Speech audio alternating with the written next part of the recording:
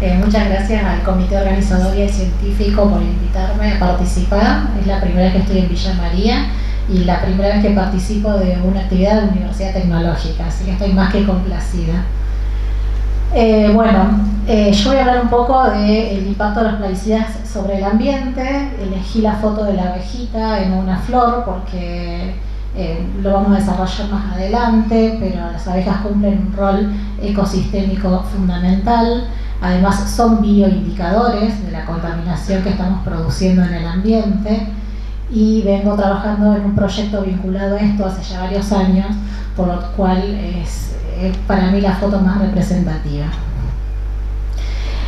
Voy a hacer una breve introducción como para poner en común algunos términos y entender en qué situación estamos parados actualmente en nuestro país con respecto a la información y a los problemas que plantean los plaguicidas.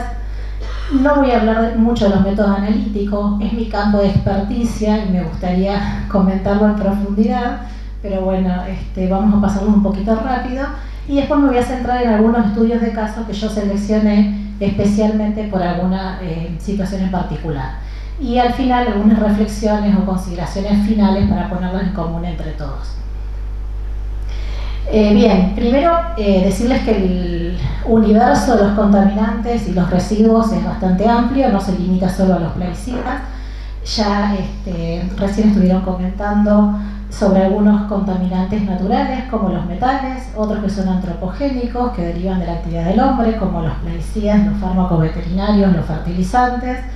También tenemos un universo importante de contaminantes persistentes, dioxinas, furanos, que provienen de la actividad industrial, productos de uso industrial, algunos de ellos prohibidos, como los bifenilos policlorados, otros no, como los fenoles, por ejemplo, y todo un universo de lo que llamamos hoy en día contaminantes emergentes, que derivan básicamente de lo que consumimos los hombres, los seres humanos, en cuanto a materiales plásticos, derivados de los plásticos, fármacos humanos, veterinarios, etc. Esto nos da una carga en el ambiente de contaminantes y residuos realmente intensa. Yo voy a abordar solamente de los agroquímicos los plaguicidas. Bien, sabemos que los plaguicidas constituyen un grupo de sustancias químicas que han sido sintetizadas por el hombre. Se utilizan a nivel agronómico como también para combatir vectores de enfermedades en zonas muy complicadas, por ejemplo con malaria y otras enfermedades. Tienen uso autorizado y también lo utilizamos en nuestros hogares para combatir las plagas. Usamos RAI, etcétera, etcétera, etcétera, porque nos molestan las cucarachas, los mosquitos, las moscas y demás. Cuando no, lo aplicamos también en nuestros jardines, porque no queremos estar sacando yuyitos, etc. Pero la carga más importante en el ambiente de plaguicidas, por supuesto, que proviene de la producción agropecuaria. Si pensamos que un cultivo tiene una base genética muy simple, muy sencilla, cualquier especie que logre traspasar sus barreras e instalarse en ese cultivo puede llegar a predominar. Y eso pondría en riesgo la producción. Lo que ha hecho el sistema productivo actual, las herramientas tecnológicas o la agricultura extractiva, como se denomina actualmente, es basar su nivel de productividad exclusivamente en estrategias químicas, es decir, utilizar compuestos químicos que han sido sintetizados por el hombre para combatir estas plagas como único recurso. Y la introducción de cultivos genéticamente modificados ha favorecido sobre todo el incremento de herbicidas principalmente. Si nosotros observamos estas tablas, hay 194 países en el mundo que cultivan genéticamente modificado, países en el mundo que tienen producción agrícola, de los cuales 29 cultivan modificados, pero 11 de ellos usan el 98% del área total. Y 3 países, entre los cuales se encuentran Argentina, Brasil y Estados Unidos, explican el 80% de hectáreas cultivadas con semillas genéticamente modificadas. Esta herramienta productiva se basa justamente en procesos químicos. Es decir, nosotros en lugar de trabajar la tierra, como se hacía antes, se agregan herbicidas para secar todos los malezas, se siembra y así se continúa uno y otro ciclo. Podemos clasificar a los plaguicidas en distintos tipos, de distintas maneras, según el organismo al que se desea controlar, un herbicida, un insecticida, un nematicida, etcétera, etcétera. Según el grupo químico, hemos tenido distintas familias, las más antiguas, las primeras que se desarrollaron, las de los organoclorados, prohibidos en su mayoría por la alta persistencia que tienen en el ambiente, y también por según su toxicidad aguda. Y en esto me quiero detener un ratito, y esa toxicidad aguda es la que clasifica a los productos en moderadamente tóxicos, levemente tóxicos o extremadamente tóxicos. No sé si alguna vez habrán escuchado decir a un productor o a alguien vinculado al negocio de los agroquímicos: podés usar tranquilo todo lo que quieras porque es banda verde. El problema, y por eso yo tengo este llamador acá para no olvidarme de hacer hincapié en este aspecto, es que estos datos están basados en toxicidad aguda, están basados en dosis letales. Es la dosis que mata al 50% de la población en estudio, es el efecto inmediato. No está teniendo en cuenta para nada los efectos crónicos, los efectos a largo plazo. ¿Qué pasa con el sistema endocrino, por ejemplo, de un ser biológico? ¿Qué pasa en el ambiente? No se está teniendo en cuenta. Por lo tanto, ligeramente decir un producto es banda verde, usarlo que no va a pasar nada, es bastante irresponsable. Y el primer aspecto que yo quiero remarcar de esta charla es que nos quede claro que ni un plaguicida, no hay un solo compuesto químico utilizado como plaguicidas que sea inocuo. ¿Sí? Algunos tienen mayor nivel de peligrosidad y otros menos, pero no hay productos inocuos. No pueden ocurrir, hay que insistir en que todos los plaguicidas son sustancias tóxicas, sin excepciones, es decir, ninguno es inocuo. Y eso se tiene que tomar en cuenta no solo al momento de tomar decisiones o legislar respecto a qué compuestos se permite usar, o con respecto, por ejemplo, ahora a lo que son las áreas periurbanas, las distancias de preservación sin fumigar, sino que también tenemos que nosotros ser conscientes de eso. Nosotros, por ejemplo, en nuestros hogares, con los productos que consumimos, tenemos que tener en cuenta que, puedo decir marcas acá, que el rayo Gai Planta no es amigable con mis hijos, no es amigable con mis mascotas. Está dejando en el ambiente una carga de plaguicidas a la que nosotros estamos expuestos. Es muy común, sobre todo aquí en nuestro país y en otros países de Latinoamérica, observar fumigaciones de este tipo. Hoy hablábamos con alguien en el break que hasta no hace mucho los aviones que fumigaban usaban banderilleros humanos, es decir, una persona que estaba parada con un trapo que recibía todo el rociado del avión. Entonces, esas prácticas son muy importantes y hay que tener en cuenta. Todos los plaguicidas tienen implícito un grado de toxicidad y de riesgo para las personas, para el ambiente también, por supuesto. El segundo aspecto que yo quiero remarcar, que sobre todo en la última década en Argentina se ha avanzado mucho, un poco impulsados por la disponibilidad de equipos que nos permiten medir una cantidad importante de compuestos con alta selectividad, sensibilidad, etc. Hay muchas investigaciones y yo voy a nombrar, voy a nombrar solamente las que están vinculadas a ambientes, ¿sí? Pero también se han producido mucho a nivel de salud, de alimentos, etc. Hay sobre todo investigaciones vinculadas a CONICET y a las universidades nacionales, también al INTA, y hay algo que es común en todas estas publicaciones, es que todos recomiendan que se necesita una mayor atención respecto a la prevención y corrección de los efectos negativos observados.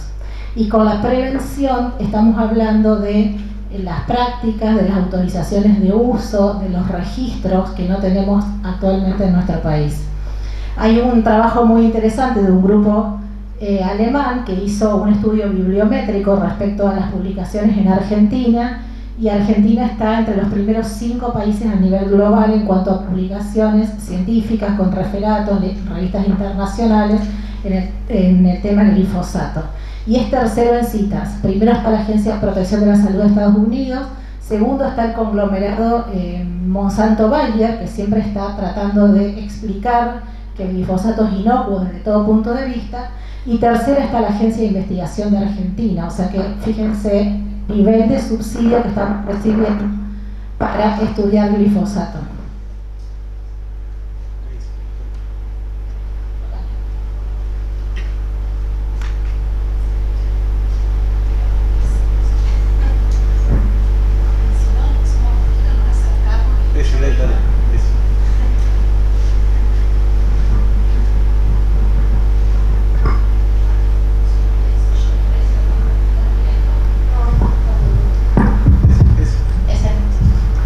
Le funcionó bien a todos, creo que soy yo el problema, no el micrófono. Bueno, yo voy a hacer un recuento, queda toda la información en la presentación, elegí algunas publicaciones que son las más destacadas. Por ejemplo, hay un estudio muy interesante que se llevó a cabo en Agua de Lluvia, dirigido por el doctor Damián Marino, donde encuentra una correlación muy importante del glifosato con las isoietas. Entonces, cuando uno va a intentar explicar la presencia de plaguicidas en determinadas zonas, es importante mirar a las lluvias. No encontró, por ejemplo, la misma correlación para atracina.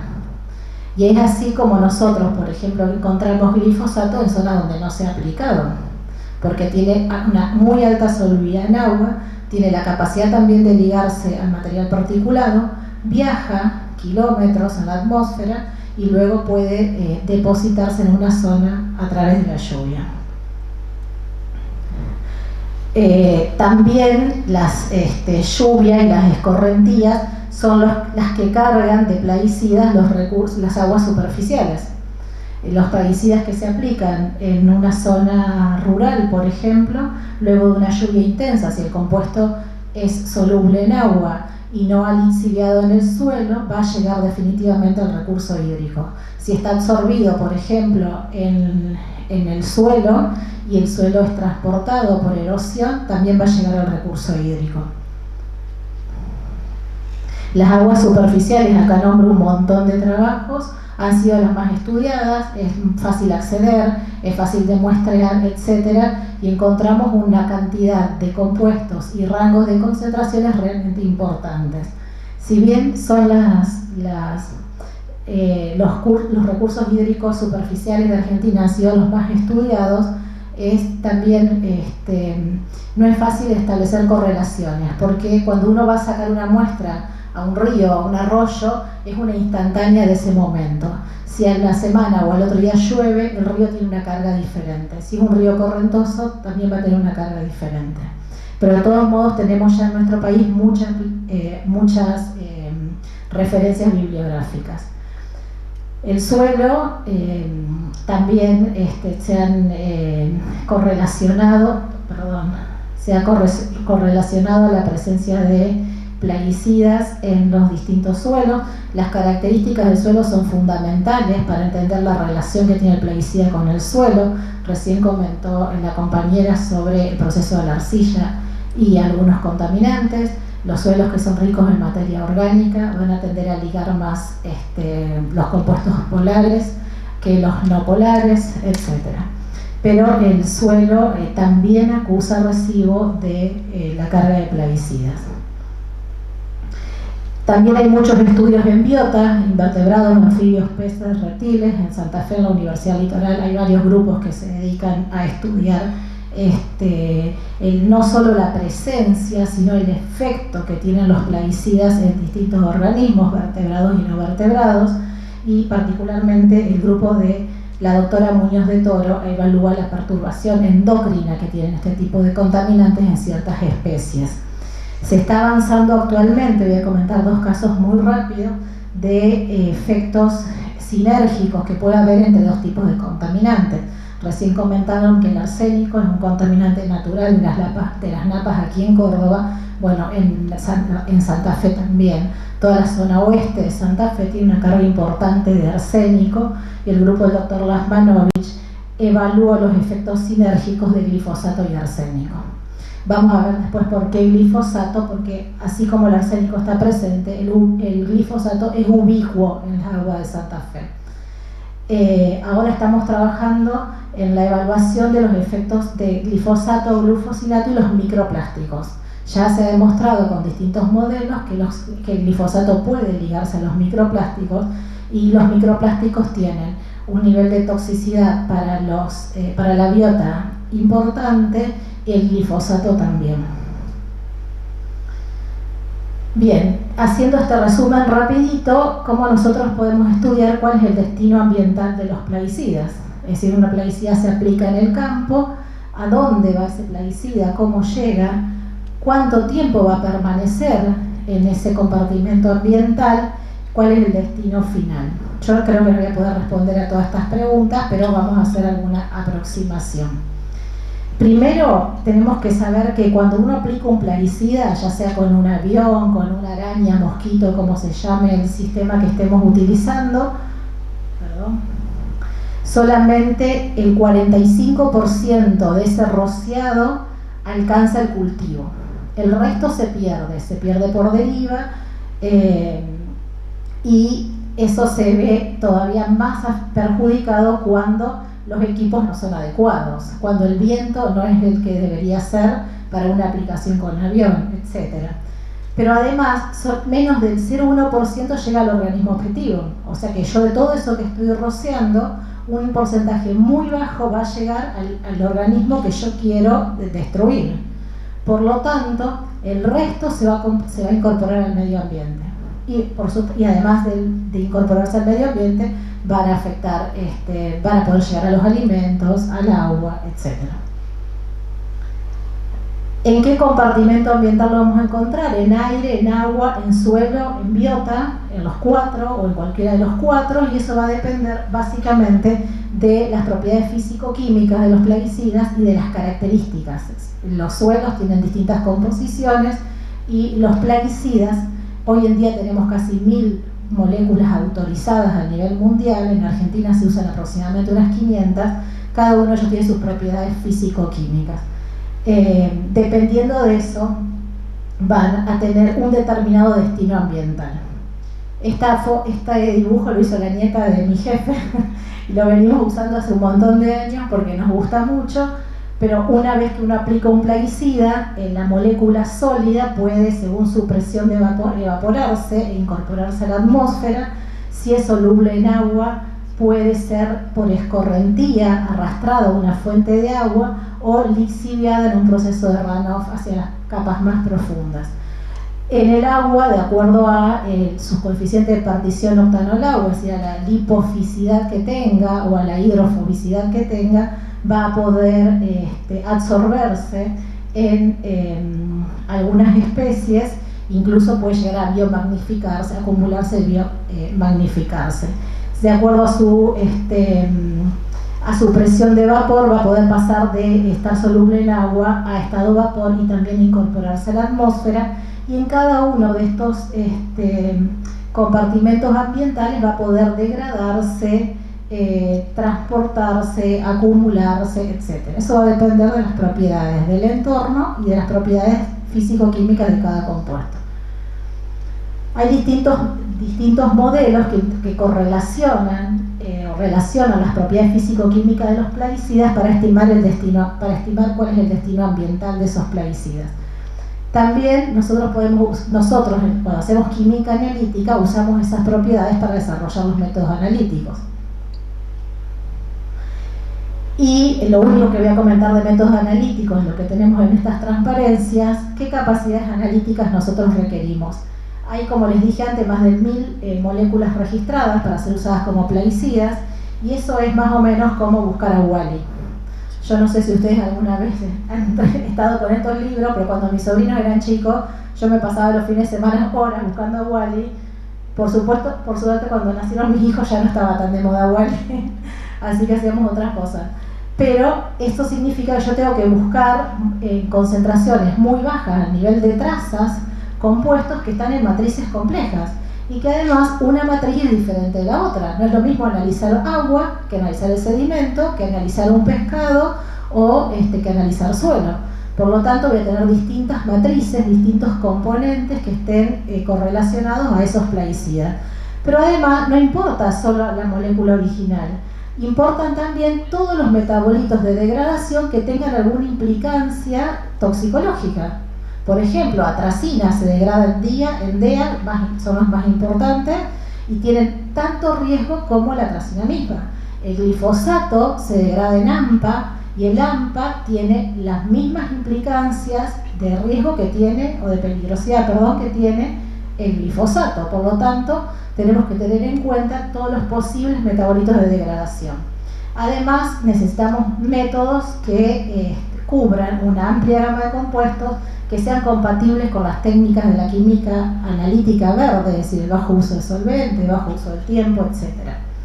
Nosotros tenemos en nuestro laboratorio, los pasos básicos consisten en definir cuál es la matriz, seleccionar los solventes adecuados, extraer al plaguicida de esa matriz, someter ese extracto a un proceso de limpieza para finalmente realizar un análisis instrumental y la expresión de los resultados, siempre utilizando metodologías validadas, metodologías también de referencia y aplicando técnicas de evaluación de calidad y control de calidad diarias en el laboratorio. Hay que tener muy en cuenta qué significa el resultado que uno va a entregar o que va a mostrar en una publicación. Nosotros tenemos en este momento en el laboratorio 3 equipos de cromatografía acoplados a espectrometría de masa, un cromatógrafo líquido acoplado a espectrometría de masa de triple cuadrupolo para todo lo que es búsqueda de compuestos conocidos, es decir, bueno, yo voy a medir 200 plaguicidas, tengo estándares de esos 200 plaguicidas y eso es lo que pongo en mi método instrumental. Igual para un cromatógrafo de gases, para los compuestos que son menos polares, los compuestos más volátiles, y un cromatógrafo líquido acoplado a un espectrómetro de tiempo de vuelo para búsqueda de desconocidos. Todavía no he tenido muy buenos resultados con la estrella del laboratorio, pero bueno, vamos a ver qué pasa más adelante. Vamos ahora sí a centrarnos en algunos resultados que yo les quiero mostrar hoy. Uno es atracina, en el caso de atracina, muestran fundamentalmente de agua y de suelo. Glifosato, no podemos evitar hablar de glifosato cuando hablamos de ambiente. Residuos en sistemas vinculados a la actividad de los polinizadores, les comenté un poquito al principio sobre las abejas. Y muy brevemente comentarles lo que nosotros sufrimos todos los diciembres en nuestra provincia, que es la mortandad de peces en el río Salado. Con respecto a la atracina, saben ustedes que la atracina, bueno, es soluble en agua, se usa como un herbicida sistémico en Argentina, está tercero en el volumen de ventas en nuestro país y está prohibida en muchos países. 37 países ya han prohibido el uso de atracina. De esos 37, 27 pertenecen a la Comunidad Europea, el Reino Unido, y hay otros países como por ejemplo Senegal, etc. ¿Por qué se prohíbe la atracina? Si nosotros comparamos el grado de toxicidad que tiene la atracina o nos fijamos en las bandas de toxicidad aguda, como dije antes, es un compuesto que si lo comparo con otros no tiene una alta toxicidad. El problema de la atracina es la persistencia, el volumen alto de uso y la alta incidencia que tiene. El primer estudio que llegó a prohibir la atracina en Europa está prohibida desde el año 2002. Y a raíz de que se prohibió, a raíz de que empezaron a encontrar residuos de atracina en leches de fórmulas infantiles. Ahora, ¿cómo aparece la atracina en la fórmula infantil? Es un compuesto, en la leche, perdón, la atracina es un compuesto polar, no se bioacumula como se acumulaban los clorados en los lípidos de las vacas lecheras, sino que se metaboliza más rápido. Eso lo llevó a estudiar las fuentes de aguas subterráneas y empezaron a encontrar constantemente niveles de atracina en las aguas subterráneas. Entonces, ante la alta incidencia del contaminante, lo prohíben para frenar en ese punto la contaminación por atracina. Nosotros participamos de varios estudios relacionados a atracina. Bueno, la parte del método analítico la voy a pasar, fíjense que es un método muy sencillo. Cuando uno desarrolla y valida un método tiene que tener en cuenta varios parámetros, los límites de detección, de cuantificación, recuperaciones, linealidad, etc. Vamos a pasar rapidito esto. Y el primer estudio que hicimos está vinculado a evaluar el efecto que tiene la producción agropecuaria y la producción industrial en una cuenca que está conformada por el arroyo, la cuenca del río Coronda, que tiene como afluentes al arroyo Corralito, que es este que yo les estoy marcando acá. El objetivo, como les dije antes, era estudiar espacial y temporalmente estos distintos contaminantes. Se estudiaron metales, arsénico, plomo, cromo, cadmio, que provienen, son los que provienen de la actividad industrial, y se incluyó también al arsénico, y plaguicidas como atracina y endosulfán. Cuando se hizo el estudio, el endosulfán ya estaba prohibido en Argentina. En estos 4 sitios de muestreo mensualmente se colectaron las muestras a 10 centímetros de profundidad en los cuerpos de agua. Lo que se observó es que el 100% de las muestras dio positivo en atracina. Da niveles que están por debajo. En Argentina está en alrededor de 3 ppb el nivel permitido para protección de la vida acuática. En Canadá está alrededor de 1,8 ppb, pero nosotros lo que observamos es que ese arroyo Corralito tiene una carga constante de atracina durante todo un año de estudio. Cada uno de los distintos colores representa los distintos sitios de muestreo. Nosotros vimos que en algunos sitios puntualmente, en algún momento la carga era mayor, y ese incremento en la carga se correlacionaba con el incremento en las lluvias. La atracina se aplica en los momentos antes de la siembra de soja y para otros barbechos también, cuando el río tiene un nivel basal de atracina, niveles relativamente bajos, pero siempre está presente. Luego de un episodio de lluvia, que es la que ustedes ven marcada acá, suben automáticamente los niveles de atracina. Eso demuestra la escorrentía que se produce luego de un evento de lluvia. El otro estudio que se llevó a cabo fue acá en el INTA Manfrey de la provincia de Córdoba, y el objetivo era estudiar la presencia de atracina luego de un año, para ver cómo modifica eso la flora microbiológica del suelo. Cuando un producto como atracina, pasa lo mismo con 2,4-D y otros herbicidas, se aplica de manera continua, se modifica la flora natural del suelo, y eso, por supuesto, al disminuir el número de microorganismos, tiene implicancias en la productividad, porque los microorganismos son los que degradan los materiales y producen los nutrientes que el suelo necesita, y a su vez también tiene implicancias en la degradación de los contaminantes. Fíjense que este es el punto 0, es el punto antes de aplicar atracina en el suelo. El estudio se llevó a cabo durante 90 días, y lo que se observa en los distintos niveles, en el nivel menos profundo, que es el de 5 centímetros, en la medida que empezaron a transcurrir los días, comenzó a aumentar el nivel de atracina. Si la atracina estaba en la superficie, empezó a penetrar hasta los 5 centímetros. En transcurrido el tiempo, esa atracina lixilia hacia las capas más profundas, y en las capas de 40 y 90 centímetros, fíjense cómo se intercambian los valores. Es decir, que luego de 90 días la atracina ha logrado llegar a los 90 centímetros de profundidad. Esto también explica, y ahí nos encontramos otra vez con el nivel inicial que teníamos de atracina en el suelo. Es decir, que eso año tras año vamos a tener mínimo ese nivel de atracina en nuestros suelos. ¿Por qué traje la stevia? Que no tiene nada que ver con el ambiente. Estos son cultivos orgánicos de stevia, y en una muestra de stevia, fíjense que encontramos 51 ppb de atracina.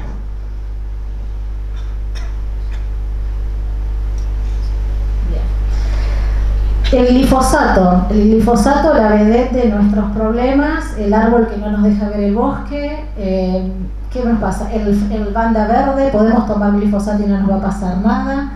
Bueno, todos los resultados que yo voy a mostrar ahora han sido llevados a cabo por la doctora Luisina Del Monte. El glifosato fue parte de su tesis de grado, de su tesis doctoral, y hoy día sigue dirigiendo ella alumnos con el tema del glifosato.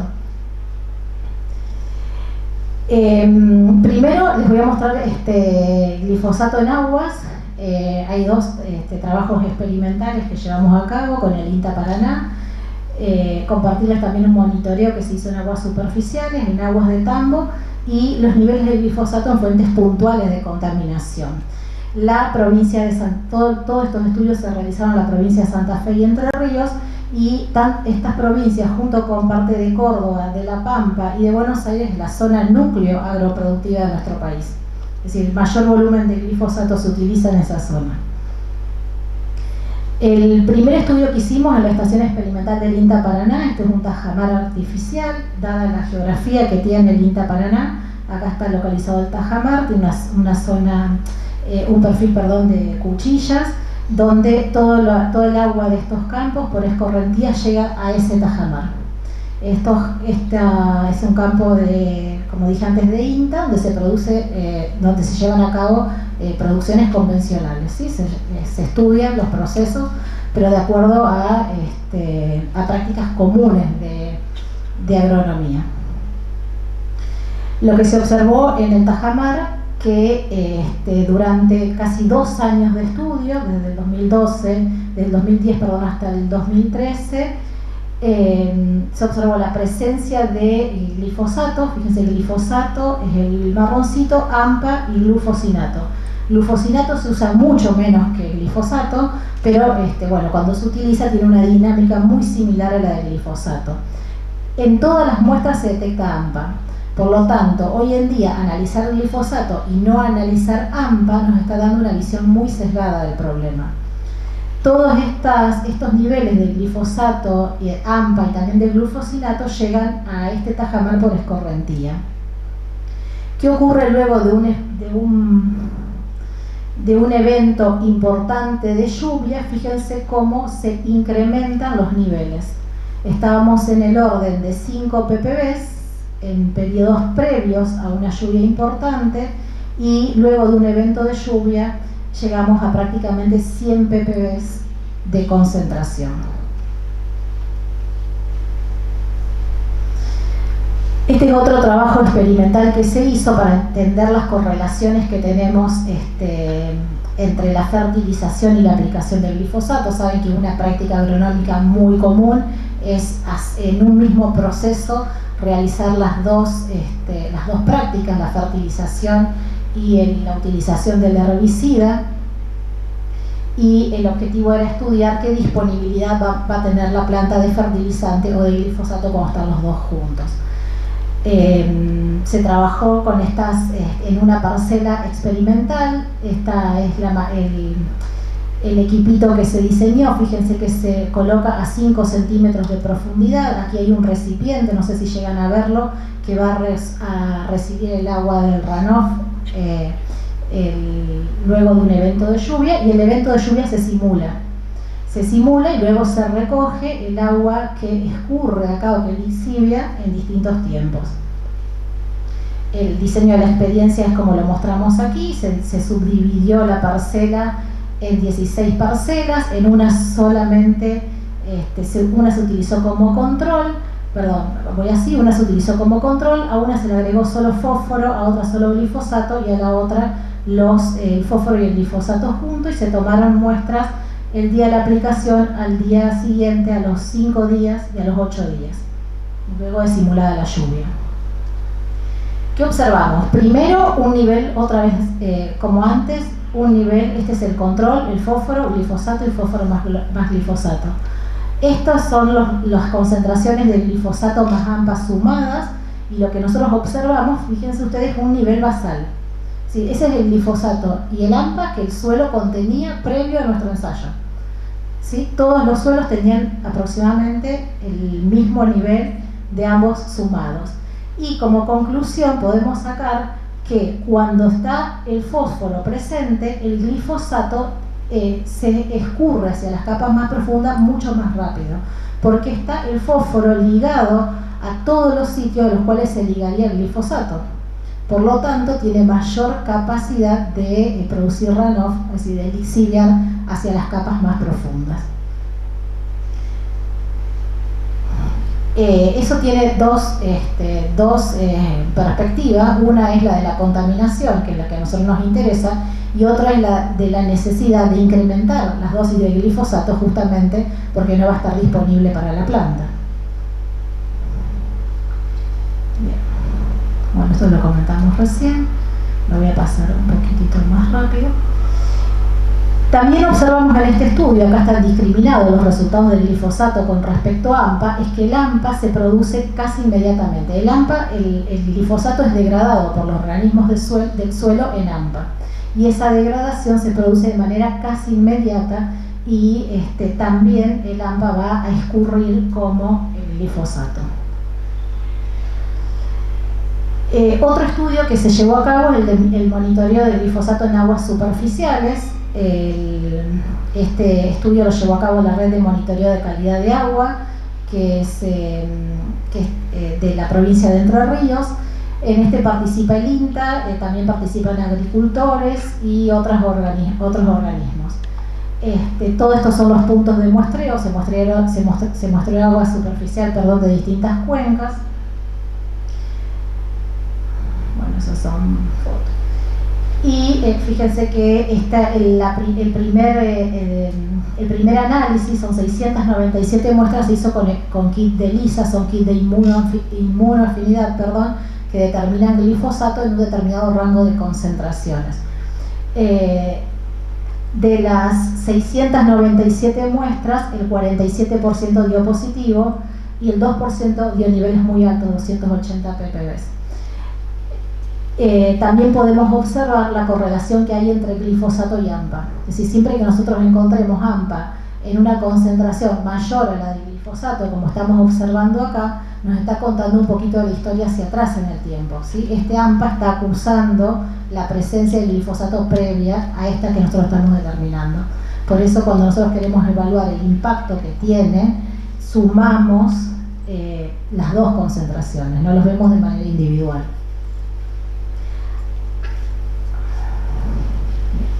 Luego, algunas de estas muestras, solamente 43, fueron verificadas con nuestro sistema instrumental, y fíjense que las concentraciones son mayores que las que se habían encontrado con el kit ELISA.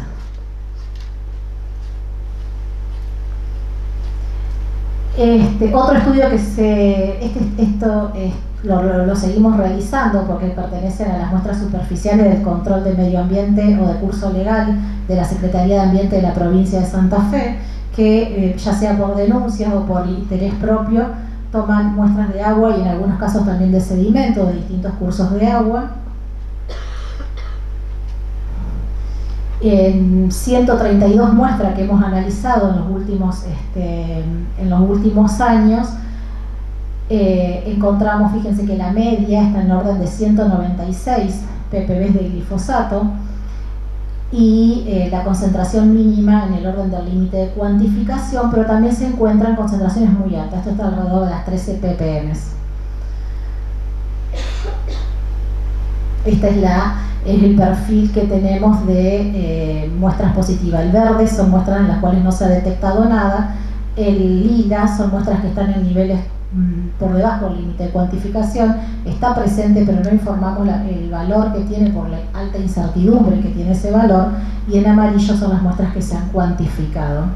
También nos preocupa y nos llama la atención la aparición también de glufosinato. Si bien es menor la cantidad de muestras, pero ya el ambiente está acusando residuo del glufosinato que se está usando en la producción agropecuaria, que se usa en mucho menor volumen que el glifosato. Bien, algunas de estas muestras de las que mostré antes tienen asociados sus sedimentos. El glifosato es un compuesto altamente polar, altamente soluble en agua, pero tiene también la capacidad de absorberse en sedimentos, y esas 28 muestras de sedimento fíjense ustedes que solamente 6 nos dieron negativo para el glifosato. Por lo tanto, si nosotros queremos estudiar en un curso de agua el impacto del glifosato, tenemos que tener en cuenta toda la columna de agua, el material particulado que está suspendido y el sedimento. Bien, otro proyecto en el cual estudiamos glifosato, y se me refrescaron bastantes cosas con la charla anterior, es el proyecto, es un proyecto PICT donde se evaluaron residuos y contaminantes en la cadena de agroalimentos prioritaria de la región central santafesina, básicamente vinculado a la productividad lechera, ¿sí? La zona del departamento de Las Colonias, la zona de Rafaela, de Sunchales, de Esperanza, donde se ubica la cuenca lechera santafesina. Si bien el objetivo del proyecto era estudiar micotoxinas y plaguicidas en piensos, forrajes y en el agua que consumen los animales de 40 tambos, yo hoy me voy a focalizar solamente en el estudio del glifosato. Primero, nosotros teníamos en el diseño de nuestra experiencia muestrear agua subterránea. El agua de la bebida de los tambos, casi en el 100% de los casos, proviene de una fuente subterránea, que por supuesto va a parar a una bebida que está expuesta al ambiente. Pero como a nosotros nos interesaba conocer qué pasa a nivel subterráneo, el agua se tomaba de la salida, de los caños de salida, de la bomba, molino, del sistema que fuese. Sabemos que las napas, en cuanto a los plaguicidas, están mucho más protegidas que el agua superficial, porque tienen que pasarse todas las capas edáficas, sufrir los procesos microbiológicos que se pueden dar en el suelo, etc. Pero encontramos que prácticamente el 34% de las muestras solamente no tenían glifosato. Fíjense que este valor es mucho menor de lo que encontramos en aguas superficiales. Si esta incidencia de positivos es menor, 50% con niveles muy bajos y solamente un 15% con niveles cuantificados. Y ese nivel máximo está en el orden de las 11 ppb, nada que ver con las 200 o las 300 más que encontrábamos antes. ¿Qué pasa? Los niveles son bajos, la incidencia es baja, no tiene el nivel de contaminación que tiene el agua superficial, pero esto es un semáforo amarillo. Esto no dice, a ver, acá está pasando algo.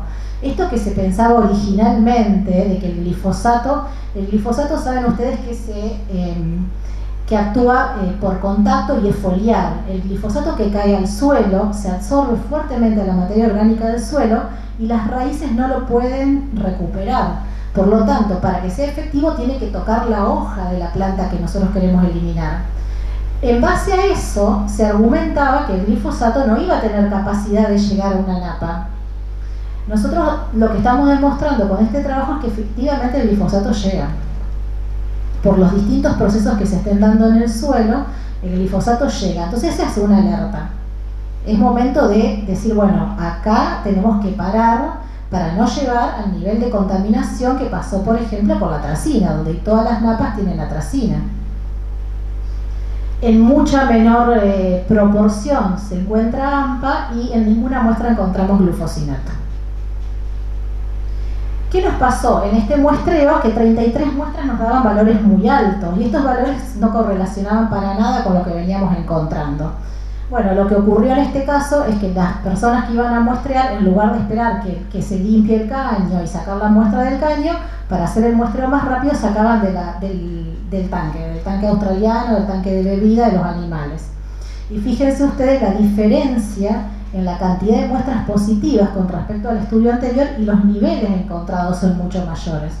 Y esa es la exposición que tienen todas las aguas superficiales que están inmersas en una producción agrícola. Y las fuentes puntuales, por supuesto, que tienen que ver con las plantas que procesan bidones, que lavan los bidones. La ley de ambiente de Santa Fe los obliga a reutilizar el agua. Bueno, muchas veces el agua va a parar a los recursos hídricos, o las plantas de las aguas de lavado o las plantas que formulan agroquímicos. Fíjense que estamos hablando de niveles del orden de las ppm, que están un orden de magnitud por encima de los residuos que nosotros encontramos en otras fuentes. Estos niveles son altos, son reales y tienen que definitivamente estar sujetos de control. Yo no puedo ir a lavar un bidón y porque me queda cómodo tirar el agua lavado al río. Si estos resultados no son de las plantas, son de los ríos o de los arroyos que están en cercanía de las plantas. Bueno, no sé si voy acelerada, pero si me entienden. Otro caso que yo les quiero mostrar es el de los neonicotinoides y con más énfasis en imidacloprid. Estos trabajos los desarrolló Melina Michlin, que está defendiendo en 3 semanas su tesis doctoral vinculada al tema. Los neonicotinoides son, comparados con otros plaguicidas, una familia relativamente nueva de insecticidas. Se basan en la acción del ácido nicotínico, por lo tanto lo que hace es una perturbación a nivel cerebral de los insectos. Este tipo de compuestos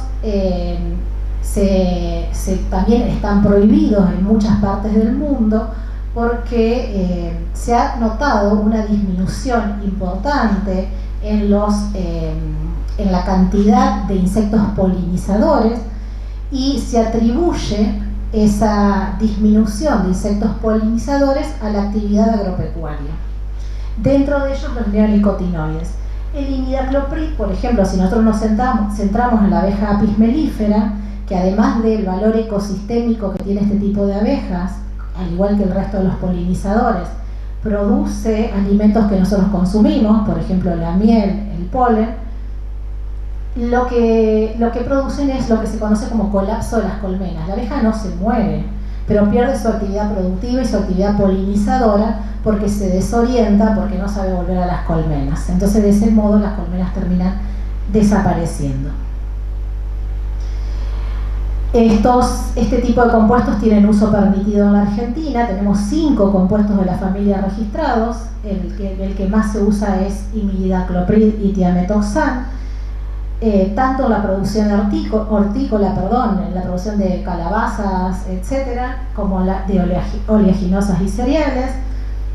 Los límites en alimentos no son bajos, fíjense que llegan hasta 1 ppm, y nosotros no tenemos realizado todavía en nuestro país suficientes estudios de campo sobre el efecto que estos compuestos tienen en los polinizadores y por supuesto en el ambiente en general. Estos compuestos, además de afectar la actividad de la colmena, las colmenas también se utilizan mucho como biomonitores. Es otro aspecto importante que quería remarcar. Bien, el primer estudio que llevamos a cabo es evaluar qué pasa con los alimentos que consumen las abejas. Saben que nos centramos en la Apis mellifera. Las abejas consumen néctar y polen de las plantas, de las flores de las plantas, además de tener un alto consumo de agua que las sacan de fuentes, como puede ser un charco, un estanque, un río, un lago, etc. El primer estudio que llevamos a cabo con el INTA de Rafaela es determinar si el imidacloprid que se coloca como cura semillas trasloca al polen y al néctar.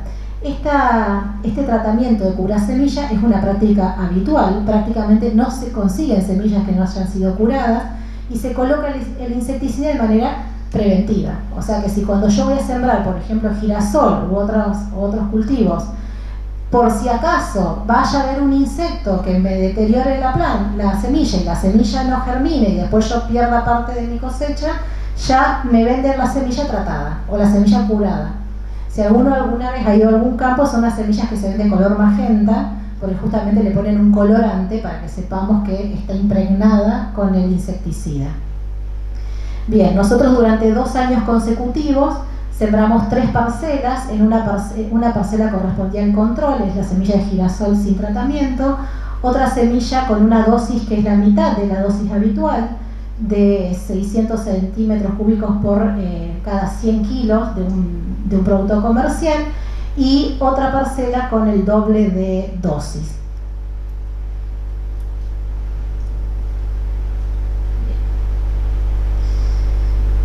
Bien, ¿qué observamos? En el primer año de experiencia, El polen y los nectarios florales se extraen manualmente de cada inflorescencia de girasol, es un trabajo bastante intenso, y lo que encontramos es una concentración mayor, tanto para el tratamiento 1 como para el tratamiento 2, de imidacloprid en el néctar con respecto al polen. Tiene cierta hidrosolubilidad en agua, el néctar es básicamente agua enriquecido en azúcares, mientras que el polen tiene una base más bien proteica, por lo tanto es lógico esperar que este resultado se dé de esta manera. Y observamos en el nectario control un nivel que está por debajo del límite de cuantificación, que los tengo puestos ahí abajo, es decir, por debajo de los 0,15 ppb. Esto puede deberse a la acumulación que se da de imidacloprid en suelos. Si se ha utilizado antes, puede permanecer en suelo. Y cuando se realizó el estudio el segundo año, también observamos la misma relación que observamos en el primer año, mayor concentración en los nectarios florales con respecto al polen y también mayor concentración en las dosis más altas. Si bien estos resultados son muy bajos, mucho más bajos, que los del primer año, este año fue una temporada de lluvias intensas, por lo tanto se pudo producir un runoff, un escurrido del lavado de la semilla y un escurrido del imidacloprid. Sí pudimos evidenciar que el imidacloprid que se le agrega a las semillas trasloca y quedan residuos en el néctar y en el polen. Eso al ser consumido por la abeja llega a la colmena. Además se hicieron observaciones de campo. ¿Por qué? Porque hay varias publicaciones que explican que cuando el néctar y el polen tienen imidacloprid, las abejas los prefieren porque genera una relación de dependencia. Entonces van a elegir preferentemente las inflorescencias contaminadas. Se hicieron observaciones para ver si había alguna diferencia en los polinizadores que visitaban las inflorescencias, y en los 2 años de estudio nosotros no encontramos diferencias en los polinizadores. Sí, mayoritariamente eran visitadas por abejas del tipo Apis mellifera. Otro estudio que se llevó a campo también era, sabemos que trasloca, sabemos que la abeja está consumiendo, o los polinizadores están consumiendo imidacloprid a través del polen y del néctar. Ahora queremos saber cómo se distribuye ese contaminante en la colmena. Pero para eso suministramos artificialmente imidacloprid a las colmenas. Durante la época de invernada, cuando las abejas prácticamente no salen a buscar sus alimentos, es una práctica muy común suplementarles el alimento con agua rica en sacarosa. En ese agua rica en sacarosa se agregaron dosis de imidacloprid, siempre dosis supletales, basado en los hallazgos del primer estudio y en distintas publicaciones. Las dosis que se suministraron fueron realmente muy bajas, porque nosotros no queríamos perturbar la colmena ni matar las abejas, pero queríamos saber cómo se distribuía y qué efecto tenía. Bueno, pasemos rápido por acá. Entonces se implantaron 30 colmenas en el campo experimental del INTA. Cada grupo estaba integrado por 6 colmenas. En la control solamente se suministraba el jarabe sin imidacloprid, y luego en los distintos tratamientos se fue aumentando la concentración de imidacloprid. El jarabe se suministraba semanalmente, pero antes de suministrar el jarabe se hacía un recuento de abejas para calcular las dosis que era necesario incorporar, porque lo importante es que cada abeja reciba cada semana la misma cantidad de imidacloprid por peso de abeja, para no tener ningún tipo de errores en eso. Durante 7 semanas se administró el jarabe y se tomaron muestras en algunos puntos de larvas y de abejas, y en la semana 15 se cosecharon cera y miel. En algunas semanas no se sacaban larvas porque lo importante era que la colmena crezca y que el número de abejas se mantenga o se incremente. Bien, Solamente una muestra de larva dio positiva para imidacloprid. En cambio, las abejas, fíjense que en este caso lo que se hacía era triturar la abeja entera porque nos interesaba saber el contenido en el tracto digestivo de la abeja. En la medida en que aumenta la dosis, aumentan los niveles de imidacloprid y en algunos casos sí observamos un efecto como de acumulación luego de las distintas semanas, pero esto no hemos tenido con eso una buena correlación. Trabajar con este tipo de sistemas a campo es bastante complejo, por lo tanto necesitaríamos probablemente más colmenas para poder sacar una conclusión más contundente respecto a que se acumule. Pero sí se observan, fíjense, las dosis más altas, mayor concentración de imidacloprid en las abejas. La cera y la miel se recogieron a las 15 semanas porque uno tiene que colocar en las cámaras paneles para poder cosechar la miel. Lo mismo ocurre con la cera y también observamos un mayor nivel, fíjense cómo van aumentando los niveles encontrados tanto en cera como en miel con los distintos tratamientos. Este es el tratamiento de la dosis más alta. Nos sorprendió bastante el hallazgo en cera porque al ser un compuesto con relativa polaridad y bastante soluble en agua, la cera está compuesta básicamente por lípidos, pero también tiene menor concentración, son las dos barritas de la derecha, pero también encontramos imidacloprid en la cera. Y si nos centramos un poquito en la miel, de toda la miel que consumió la abeja, de todo el imidacloprid que consumió la abeja, podemos observar que hasta el 60% se transfiere a la cera. Por lo tanto, se transfiere a la miel. Por lo tanto, también estaríamos expuestos como consumidores a través de la miel.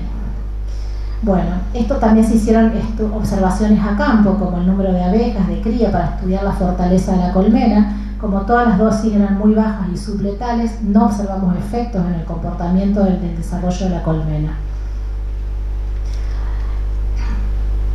En base a ese estudio nos interesaba conocer qué pasaba con los neonicotinoides en mieles comerciales.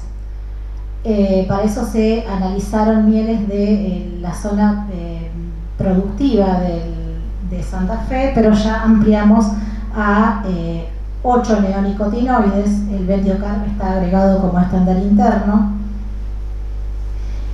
Este mapa de la zona de la cual se extrajeron las muestras está diferenciado de acuerdo a su actividad. Básicamente se hace horticultura en esta zona, ganadería en la zona norte, que es zona de montes, y agricultura y producción láctea en esta zona más central. Podemos observar que, por ejemplo, en esta zona, en ninguna miel encontramos imidacloprid, pero, por ejemplo, en Colonia Belgrano, un poquito más al sur, el 50% de las muestras dan imidacloprid, y 2 de las 4 muestras que se analizaron dan imidacloprid.